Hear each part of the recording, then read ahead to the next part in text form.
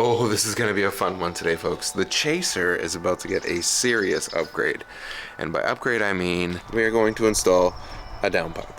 That's right. This thing is a thing of beauty. Odysseyfab downpipe comes with two different bungs.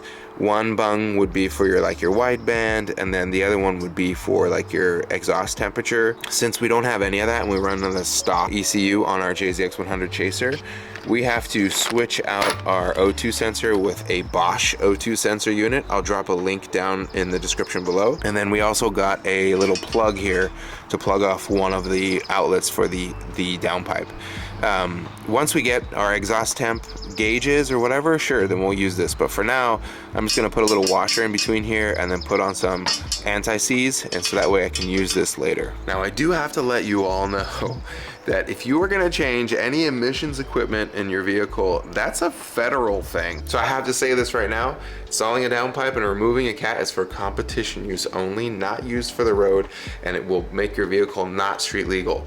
But with that said, it's still gonna make the car a whole lot more fun. I've never done a downpipe on a Chaser before, so we're gonna be learning as we go. And I'm gonna show you guys everything you need to know to install a downpipe on your Chaser. Now, you may have a different exhaust and you may have a different downpipe, but for the most part, this is gonna be the same. Let's pop the hood and start the downpipe install.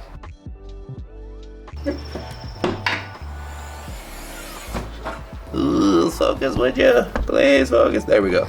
You can see the O2 sensor coming out of the downpipe, and there's going to be a heat shield in the way, which is kind of warm now because I just started the car, and the J pipe and some intercooler piping. We're going to try and get to that downpipe and the heat shield on the back of it, not this main one, without removing any of this stuff. But since there are some bolts on the top of the car that I can easily get to, I'm going to go ahead and start loosening those bolts, and I'm going to unplug the O2 sensor. O2 sensor plug is right there, and it's underneath. Yes, I unplugged this so our car will dose, but the plug is literally right here. Push in the little tab here and pull the plug out, and you should be good to go.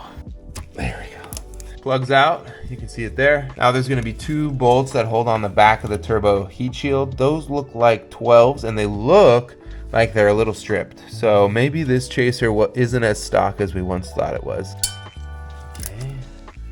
That's what the nut looks like on the back of the heat shield on the turbo. Not the main heat shield that goes over the exhaust manifold. This is just the turbo heat shield. All right, boom.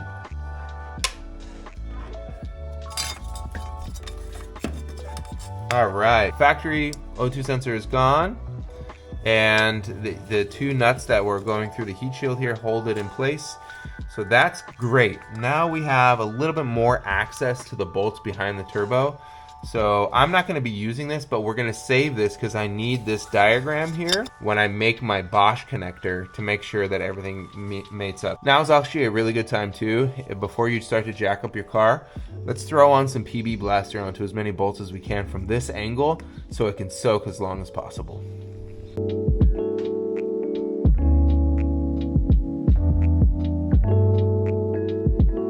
Before you remove the actual downpipe section, you're gonna have to loosen those bolts there that go to whatever mid pipe you have for your exhaust. And then on top of that, to give yourself room to wiggle all this out, you might have to remove the lower subframe brace.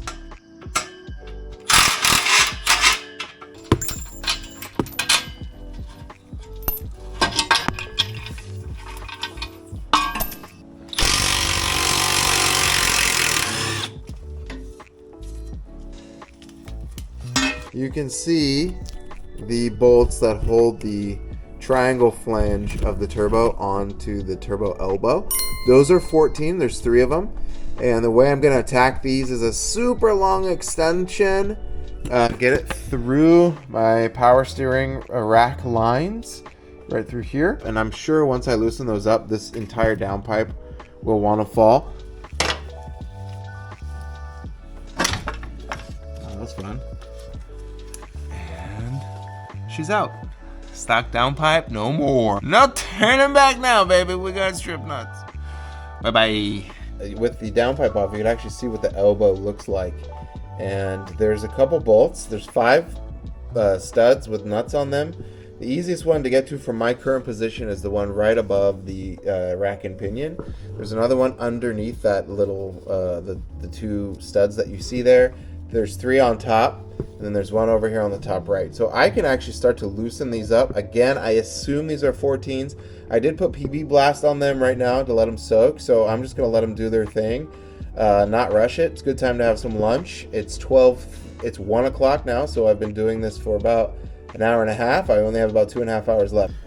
All right, in order to get the one on the top loose, I brought my ratchet with a little bit of an extension. My ratchet actually extends too. Guided it up there with 2 hands, felt around, got it on the nut, and then broke it free. All right, I got the turbo elbow removed, and the hardest bolt was this bottom one here. In fact, it's so difficult that the way I had to remove it was I had to use an open-ended ratchet to get up in there, and you have to get in between the steering rack, you have to get in between the steering column, and then like right next to the transmission. Then I tilted the bottom of the open-ended wrench. Then I put a extension through it and made this wrench like twice as long, and that gave me enough torque to move it. And then once I moved it, I had to chop up another open-ended wrench because there's not enough room down in there to rotate. Either I needed a super long open-ended wrench or I needed a really short one. So I made a really short one because I don't have a long one. And then I took basically dropped this 6,000 times and took maybe 6,000 turns. But she's out, and the stud came out with it. So now I have to take this stud off. So I'm gonna put a nut on here, break this loose, hopefully. That way I can get it out of here because the casing won't let the actual bolt or stud come free. So no time wasted. We're gonna put the new Odysseyfab downpipe on, and the thing that's really gonna make a big difference here is I got a brand new 1JZ VVTi turbo gasket. I could probably reuse the old gasket, which is this guy here. Still pretty thick, still pretty nice, but I'm gonna do a brand new gasket.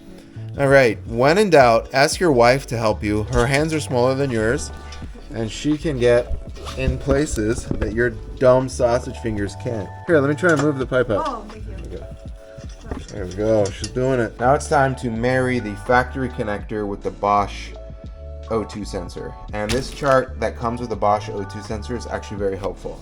So it tells you if you have a factory OE sensor, your blue wire is going to go to the Bosh black. So here's a blue wire, and it'll meet up with the black wire on the Bosh. It'll also tell you that your black wires on the OE will meet up with the white. So there's 2 whites. Then it'll tell you the white wire will meet up with the gray wire. So not too hard to do. They even include this cool little like heat covered protector there. So I'm just gonna start splicing these and popping them in according to this, and I think we're gonna be good to go. All right, it's been a total of 6 hours, and we got everything buttoned up. Exhaust is on. Downpipe should be torqued on. I put the subframe on. So the first thing we're gonna do is we're gonna give it a start and see if it has any leaks. And if it doesn't have any leaks, we're gonna drive it immediately to the car show, dirty and all. All right, moment of truth, here we go. I lost a hat and I lost a sandal.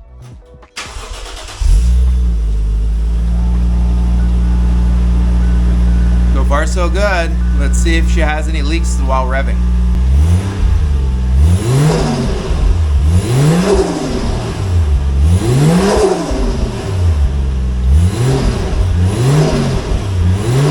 Okay, time to lower it down and take it for a test drive.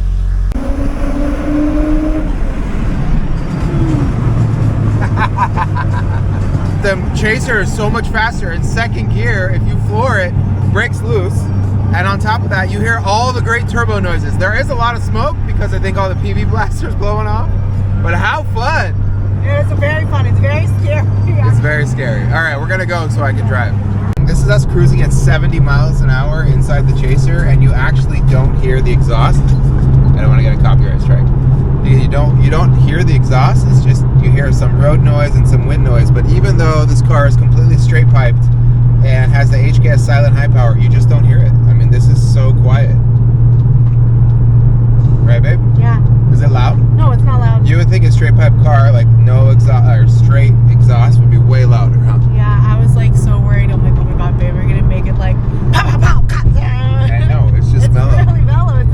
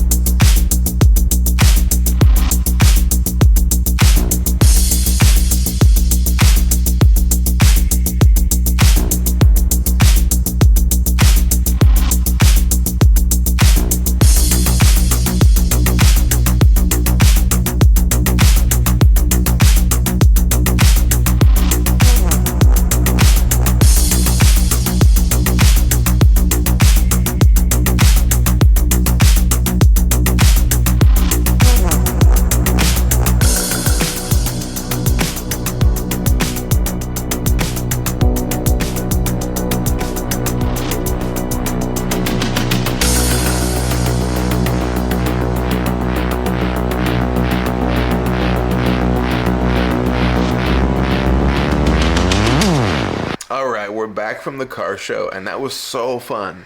Let's get back to the downpipe. Let's show you guys what the car sounds like with just the catback versus the catback and the downpipe.